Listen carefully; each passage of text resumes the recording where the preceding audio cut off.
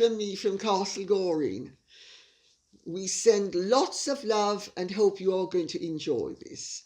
I'm going to ask those of you who haven't signed the petition for Harry to voluntarily ask the Queen to put his titles into abeyance to please do so, because we need more signatures for the petition to have any effect. We have 70-something thousand. We need more. Okay? A concerned Countess wants to know.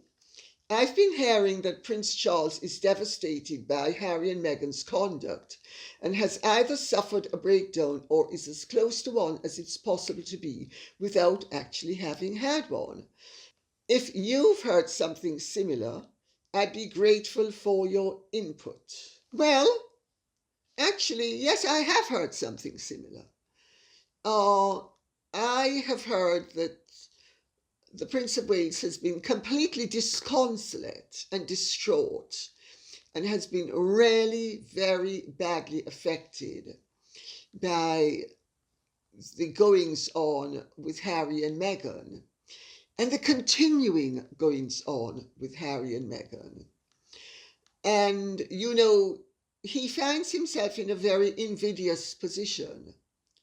He loves his son. He loved his daughter-in-law. He actually thought that his daughter-in-law loved him. He did. He thought that she loved him. And at first, he thought she was the best thing since sliced bread. But can you imagine how duped and disappointed he is now when he discovers that what he thought was an oasis has turned out to be not only a mirage, but a poisoned well? Well, I understand that he is very, very upset about things, that he's come as close as it's possible to come to a breakdown without having actually broken down. You need to remember that although Harry goes on and on about history repeating itself, and that Meghan's going to suffer the fate of his mother, and Meghan's going to this, and Meghan's going to that, because Meghan has presented herself to him as Diana Mach too, and she has replicated all sorts of parallels in her life, which incidentally none of them exists, with their lives. And in so doing, she has replicated the scenario of what Diana did to Charles when she tried to get him knocked out of the line of succession.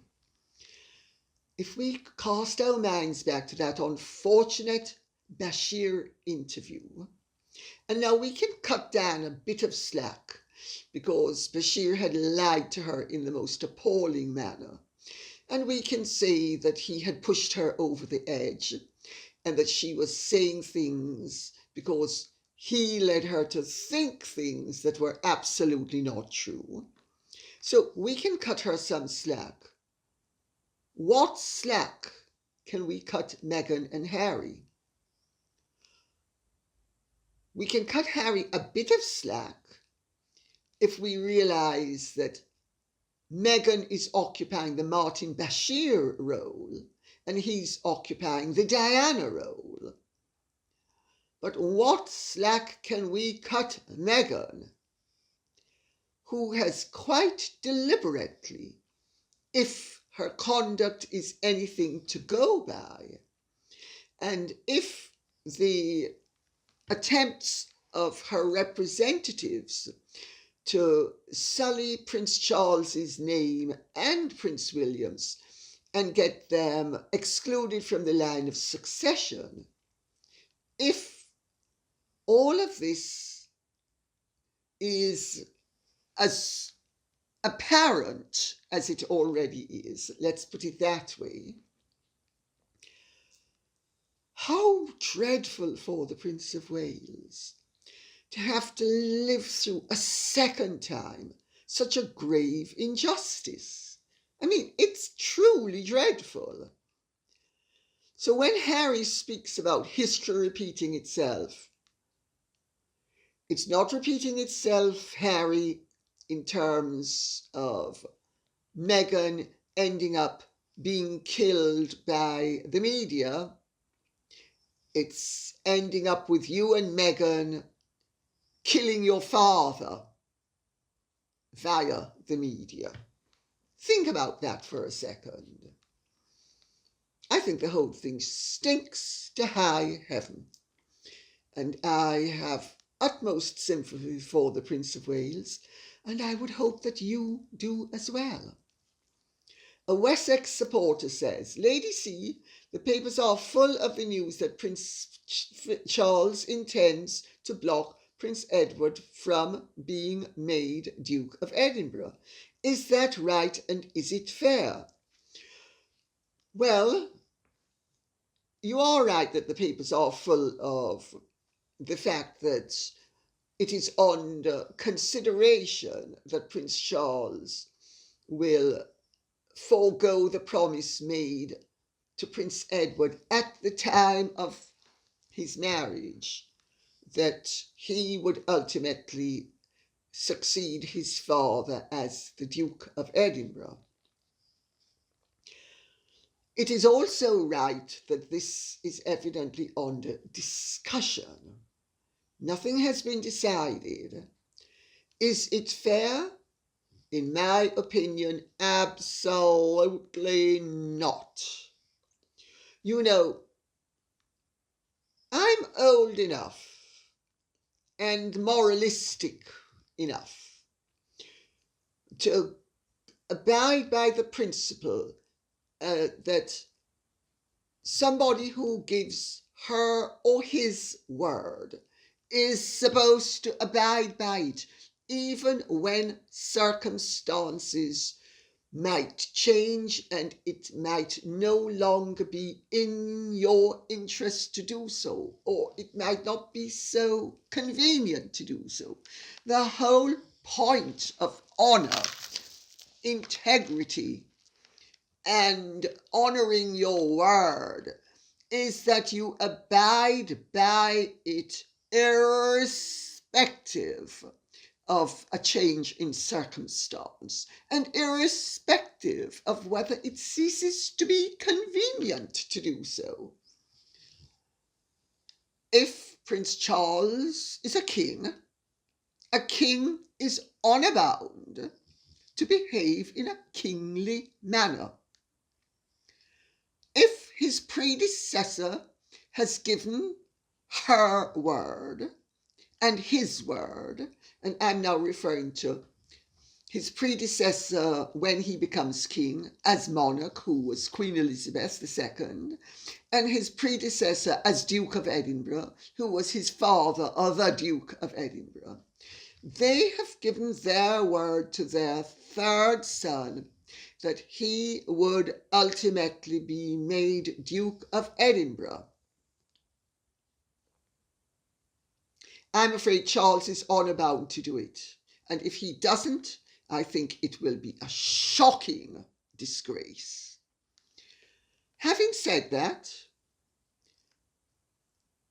he, of course, will be well within his power to not do it. But will he be well within his rights? No, he won't. Because a monarch's first duty is to behave correctly. Having said all of that, my suggestion would be, if there's any doubt about it, the Queen is the monarch. She can make Edward tomorrow the Duke of something else. She can't do Edinburgh because Charles has succeeded to it. But she can do Windsor. Windsor is very glamorous. It has some connotations, but it's glamorous. She can do Clarence. She can do Avondale. There are some titles in abeyance, such as Albany and Cumberland, which it would not be convenient to do, but she can do others. And I think if there's any doubt whatsoever that she should do it. Of course, if Edward is anything but the Duke of Edinburgh, it doesn't dovetail as neatly as it otherwise would have had he been made Duke of Edinburgh, because his father handed on the baton of the Duke of Edinburgh's awards scheme to him. He has been heading this up for some years now. It makes sense for the Duke of Edinburgh to head up the Duke of Edinburgh's awards scheme. However, if Charles is going to be difficult about it, the Queen, in my opinion, should simply make Edward the Duke of something else. Because why should Edward? I don't care. Once they have given their word and they have said that this is going to happen, they are honour bound to let it happen. To make it happen, actually, not to let it happen, to make it happen. That's my take on it. Aswin Menka says, Dear Lady C, thank you for your interesting videos. It has been speculated that Meghan suffers from histrionic personality disorder. What do you think? And immediately beneath this is Catherine Barbie says, Lady C, Yachty may actually have histrionic personality disorder and not narcissistic personality disorder. What do I think? Sorry for coughing. All this talking does dry out the throat, unfortunately. And I don't want to be slugging too much water if you don't mind, okay? There is little doubt in my mind that Meghan's got aspects of histrionic personality disorder, as indeed did my mother.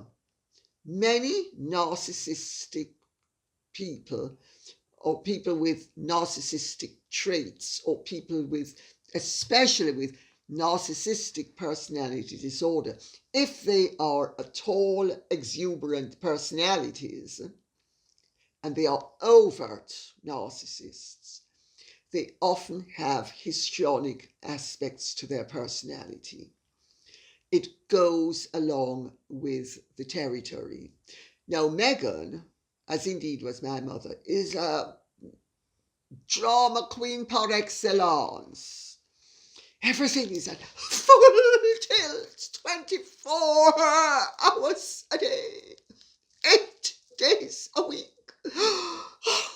She can never say, oh, that's beautifully done. You are the most wonderful person in the world. All you young people are so fabulous, and you are just, everything is at full tilt. You know, exaggeration, exaggeration, exaggeration, morning, noon, and night. It is so tedious. It is so disproportionate. It is so histrionic. Most people who suffer from one personality disorder exhibit traits and characteristics of other personality disorders. Not all, but many, indeed most. It becomes a cocktail with the primary personality disorder being closely shadowed by several others.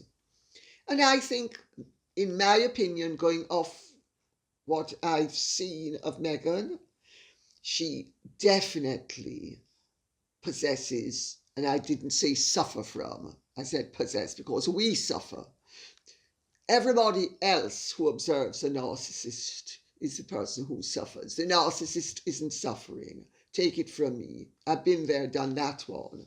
They're not suffering. Everybody else who is witnessing the game, and witnessing the palaver and witnessing the drama and witnessing the sensation, they are the ones who suffer. Nina Alexandria says, Lady C, I appreciate your programme and how open you are about your personal experiences. Many mental health disorders are a combination of genetics and environment. Could the wife's personality disorder be the result of her father's parenting style? Obviously all speculative, but maybe you have some general information based on the experience with your mother. Yes, I do have experience based upon my mother. And I also do think that I don't think that one situation is ever entirely due to one thing. I mean, there could be a combination between genetics and environment, but environment, in my view, is the thing that plays the decisive part. Children who are overindulged grow up to be monsters. My mother was overindulged. When she was 3 years old, the family doctor told my grandparents, baby Gloria is too highly strung to be told no. And thereafter she wasn't told no, except for good manners. She was brought up to have good manners. But she got whatever she wanted. She was too highly strung to be told no, to be thwarted, to be frustrated. Could she have been born with a propensity? I suspect she was born with a propensity. But she was spoiled rotten. So the propensity developed. And I said to my grandmother when she told me what Dr. Mosley had said, I said, but didn't you realize you were going to be bringing up a monster? And my step-grandfather just looked at me and laughed. As grandma was busy, blah, blah, blah, blah, coming up with 1,001 excuses. I said, but it was obvious you were going to bring up a monster. By Meghan Markle's own account, and by Thomas Markle's own account, she was indulged from the word go. She was worshipped. She was told how wonderful she was. This is a way to bring up a child and give it confidence. But overdone, it makes you bring up a monster. You know, all these personality disorders, in lesser extents, are perfectly healthy, especially narcissistic personality disorder, or even histrionic personality disorder. In a lesser way, it's, you know, you're responsive to your environment, you're responsive to the ebb and flow of life. There's nothing wrong with not being on a sort of perpetual even keel. A little bit of up and down never killed anybody. But a lot of up and down kills somebody. And a lot of egotism kills somebody. So yes, I think her father's parenting style had a lot to do with it. I think, in fact, it's most likely the primary reason. Because if you listen to what all of them have said, and they are in absolute accord on this basis, Meghan was always led to believe that she was wonderful and special, that she could do anything she wanted, that she had the power to do anything she wanted, that she didn't need to respect the ordinary boundaries, that she could make a difference. This is all very commendable. Up to a point. Beyond a point, it is egotism run riot. And this is what we are witnessing. We are witnessing somebody who has been brought up without boundaries, to believe that she can do anything, irrespective of her lack of talent. All she needs to do is want it badly enough and manipulate the situation badly enough, and she will achieve it. And yes, persistence may be 99%, but it's not 100%. You need something else, and Meghan doesn't have that something else. And that is what it's all about. Meghan is an ordinary person with ordinary talents, with extraordinary drive, extraordinary ambition, extraordinary greed. And we are seeing played out on a daily basis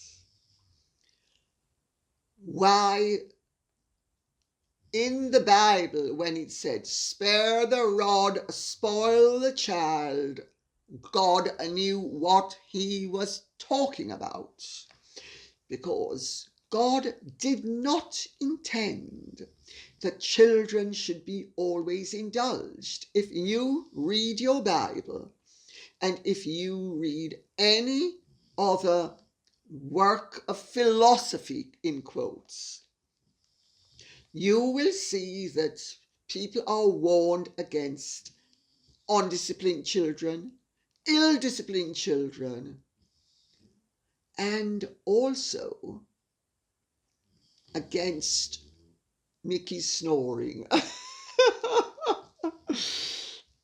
Sorry. Against ill-disciplined children, undisciplined children, and you are warned not to be overly affectionate to a child. There is a difference between being affectionate and loving and spoiling the child. Too much affection will damage a child. I'm not saying a child shouldn't be given affection, because every child should be given affection. But a child needs to be made to understand from it is knee-high to a grasshopper that it is but one of the many billion people on this earth, and that while it should be encouraged to and ought to achieve its potential insofar as it is capable of doing so, it is folly of the highest order. It actually is folie de grandeur to think that just because you can walk, you're gonna end up beating Usain Bolt.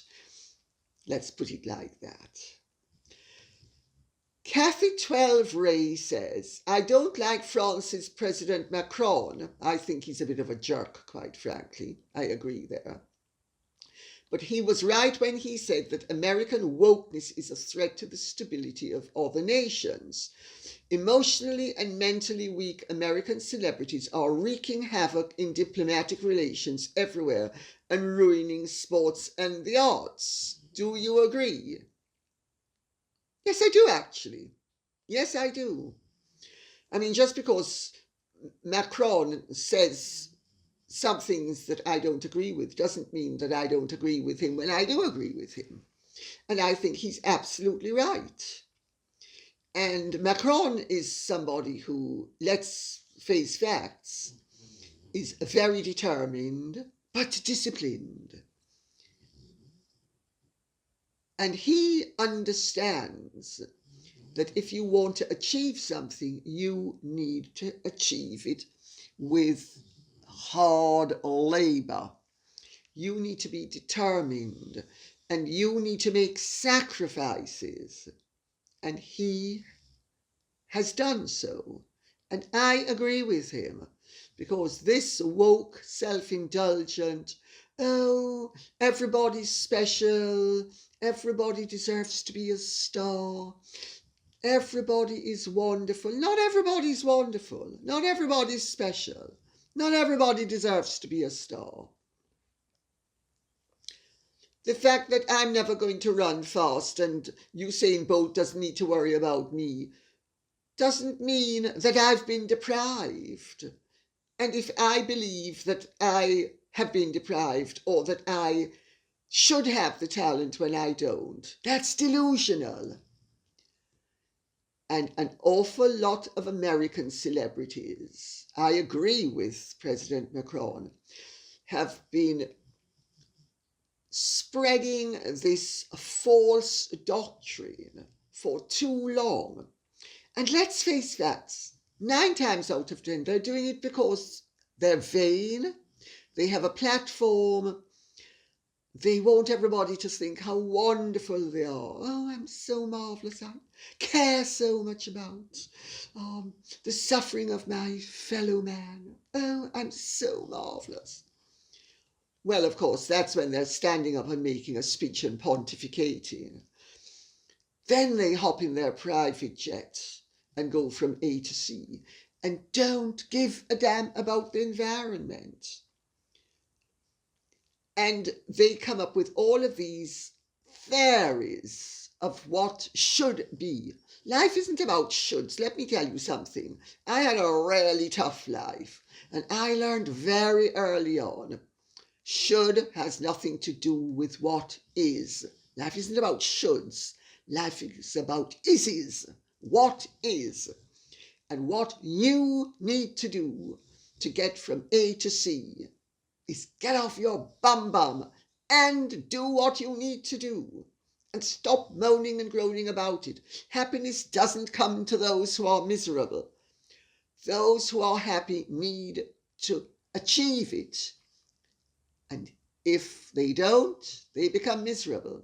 And those who are miserable and want to be happy and fulfilled, if they get off their bums and they do with themselves and their lives what they ought to, they will achieve it. I speak from experience. When I was 18 years old, I had a psychiatrist who said to me, by rights, you ought to have committed suicide by now. And my therapist, Basil Panzer, used to say to me that it was a wonder that I didn't. But he gave me the reason why I didn't. And I'm not going to share it with you. I'm sorry. But he gave me reasons as to why I didn't, and I wasn't tempted to. And I'll tell you, although I was often suicidal, I always thought, there's no way I'm going to die until I've had a chance to live. You need in life to embrace life. If you don't, no matter how woke you are, you're just an empty vessel making a lot of noise, like half those American celebrities. Christy Childress says, Lady C, concerning the investigation of Meghan's bullying allegations, what will the outcome be if she is found guilty? Will it keep her from being allowed to serve the crown in the future, or just another negative headline in the papers? Negative or positive headlines, it's all the same to her. Lots of love from the southern state of Mississippi. Thank you, my dear. I've never been to Mississippi, but I have been to Missouri repeatedly. I have a sister and I have a nephew and a niece who live in Missouri. I also had an old beau who was from Missouri. I just love that part of the world, I've got to tell you. The people are just so lovely, so down to earth, so salt of the earth. So the silenced majority, all usually sound and solid. What do I think? Well, I think it will be very unlikely that Meghan will be absolved, I think that it would create a hue and cry if she were absolved when there is so much evidence to suggest to the contrary. The findings, I have to point out to you, may never be made public. Think about that. A very potent way of coping with Meghan is to make the findings private and solutions be taken, which they will be taken. Things have already been put in place to make sure that something like that will not happen again quite as easily and flagrantly as it happened. But of course, you know, in any institution, those who are loyal to the institution do not want to rock the boat by exposing untoward happenings within the institution. And can you imagine the hue and cry that would have taken place had it got out at the time that Meghan was being accused of bullying people? She was popular. Everybody thought she was lovely. Well, everybody being the general public. But still, she was popular. Can you imagine the effect it would have had? Then really she could have played the race card then, couldn't she? So you see, sometimes a bit of patience is a very good thing. You know, nothing before its time. I'm a great believer in maturation points in life. Everything should reach its maturation point. No point eating a mango until it's ripe. Jan Gordon says, question. Today I read that Harry and Meghan have received an award from the charity Population Matters for their enlightened decision to have just 2 children. I find this an appalling insult to the many women in the world who live in countries where oppression and ignorance rule the day and where birth control methods are not available due to poverty or political or religious reasons. I'm absolutely disgusted that such an award would even exist. Why didn't my neighbour get an award? She hasn't any children at all. Lady C, how do you feel about this? Well, Miss Gordon, I have to tell you, I hear everything you're saying. I agree in part with most of it, but I also see the flip side of the coin. We live in a world that is already overpopulated. I am afraid that religious and political reasons are no longer sustainable reasons for overpopulating the world. Religion and politics will have to catch up with reality. That is my feeling. We are at the absolute pinnacle of civilization in that more people are better off with more freedoms and greater prosperity than has ever been the case in the whole history of humanity. But it is unsustainable. I mean, okay, you may think, who the heck is this woman to talk? She lives in a castle of however many rooms. She has more things in terms of worldly possessions than most people have. Yes, but I have clothes that are 50 years old. I try wherever possible not to savage and gobble up the environment. And we all need to start to understand that we need to recycle. We need to cut back. I most likely have a lighter carbon footprint than many a middle-class person. And that is not totally accidental, although it has to be said it's very easy for me to do it because I like antiques. I hate waste. I was brought up to believe willful waste, woeful want. Why throw out something if it's perfectly good? Buy classics. They last forever. Buy trendy things, combine them with other things. Make something new. Make a new fashion. Create a new style. That's how I believe one should function. And I think the China one-child rule has turned out to have been some ways very successful, but other ways quite dangerous, because of course then most people wanted male children. Problem down the future line, no? Well, I would encourage us to not reproduce more than is necessary.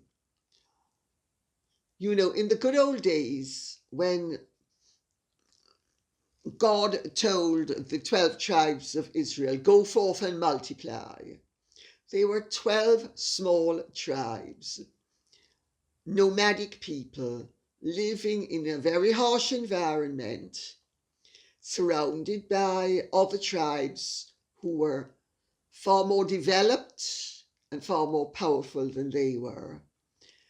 And therefore, they needed to reproduce. That no longer exists as a problem. We have over-reproduced. So,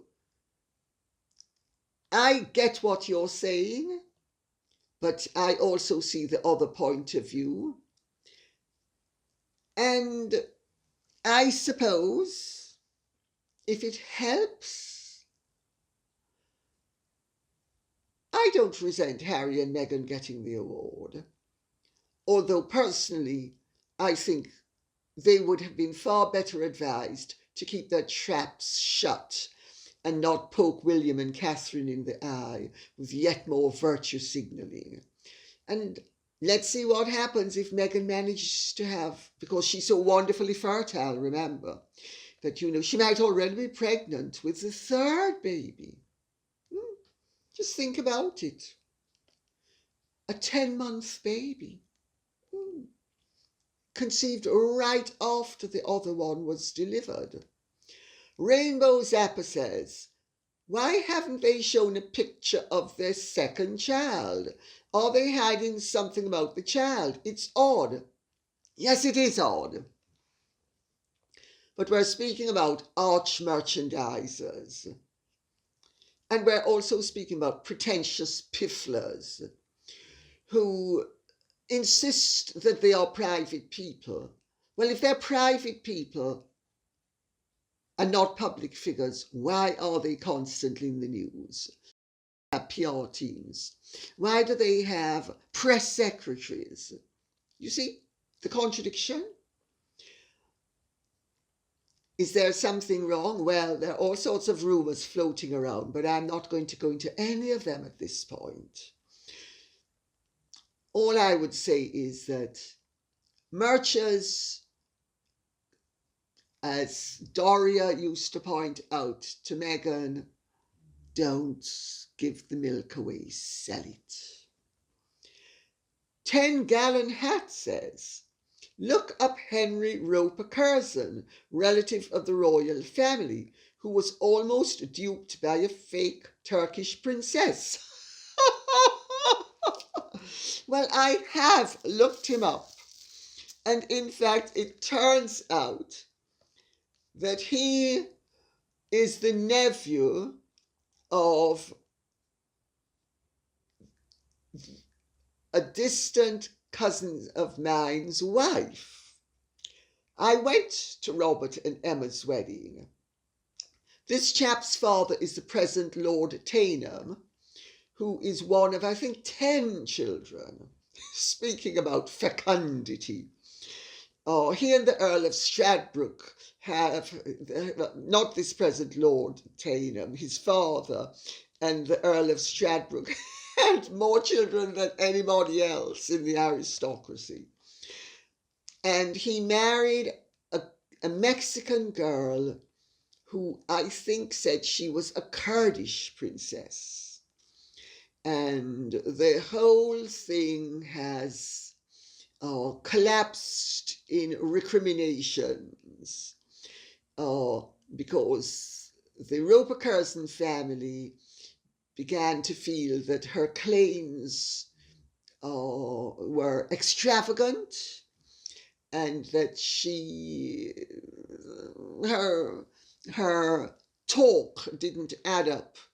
Shades of Meghan Markle, really, look how wonderful I am. I mean, she is a very pretty Mexican girl. And I have to say, I thought, I'm not ringing up Robert to find out anything about this nephew, nor am I ringing up anybody in Mexico, because my son's godfather lives in Mexico and will know exactly what's going on in terms of this girl.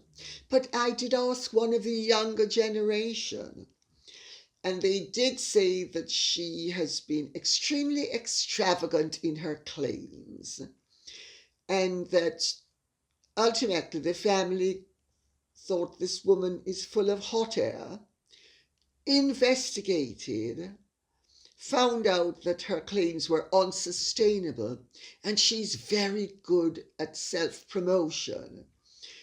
She's one of those people who believes if the photograph exists, it means that she's doing well.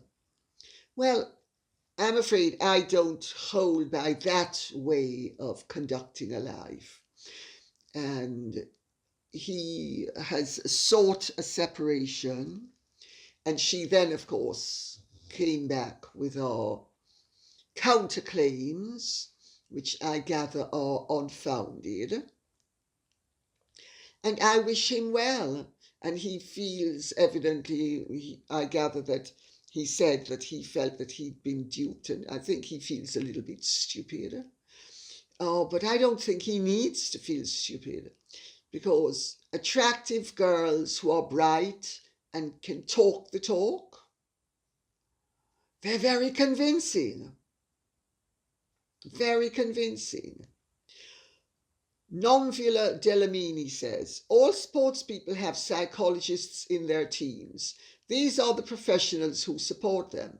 These post-match interviews come with the territory. Surely their tennis coaches and other experts on their teams prepare them. They have a choice. Go pro at a young age and deal with the pressures of the sport, or become professional at a more mature age and settle for making less money and no grand slams. Well, my dear, there we have it in a nutshell. It has to be said that it is unfortunate that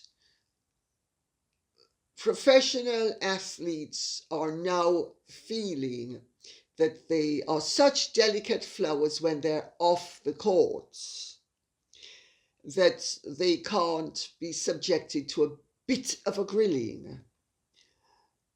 And that this girl has been starting what could effectively become a movement. But equally, I would suggest that maybe the press take on board that they could be a little bit less aggressive and a little bit more respectful when dealing with athletes, or indeed anybody who is losing, has lost, is in trouble.